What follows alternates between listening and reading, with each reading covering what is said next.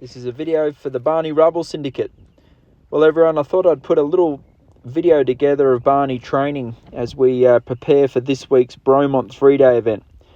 Barney's heading up to Montreal to contest the 2-star long up at Bromont 3-day event. This will be most likely Barney's final sort of run at this level. He's been competing really well. Obviously this year he's been going from strength to strength, and Bromont will be a great finale to his 2-star competition career. After this, it's time to move him up to the intermediate and 3-star. This is the jump school that we had on Monday with Peter Wild. Barney's getting better and better in the jumping. He's always been a fantastic jumper. The hardest part with Barney is he's a bit wild and fresh and frantic before and after the jump, and I don't know if it's the hot weather or the galloping that we've had to put into him before Bromont, but he's starting to get more and more settled. You'll see a little later we took him to a jumping show up in upstate New York at Saugerties, and he jumped really well in the meter 20. Barney's already done a 2-star long. We did it at Tryon last year. I think he was second. He did really well.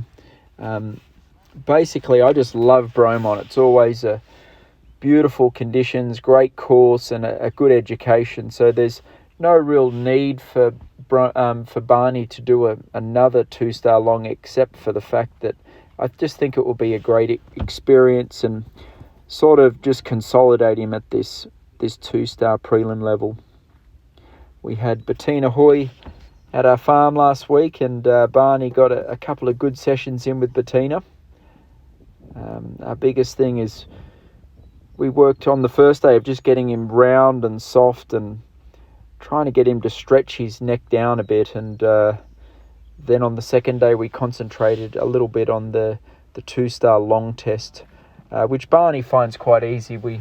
He's sort of training and practicing a lot of the 3-star movements.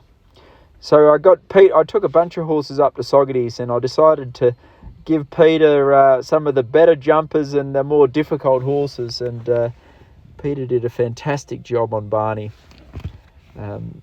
Usually we have a warm-up class of a meter 10 or meter 15, but we stuck him straight in at the meter 20, and Peter obviously is a brilliant rider and rode him to perfection, and Barney jumped really well. We use these show jumping competitions more as a sort of training day. We're not really competing there to win the class, but just to give the horse exposure to big spooky rings with tricky jumps, and usually jumping them a little bit bigger than what they'll have to compete at. So Barney's obviously a very good jumper, and as you can see here, he's getting more and more relaxed between the jumps.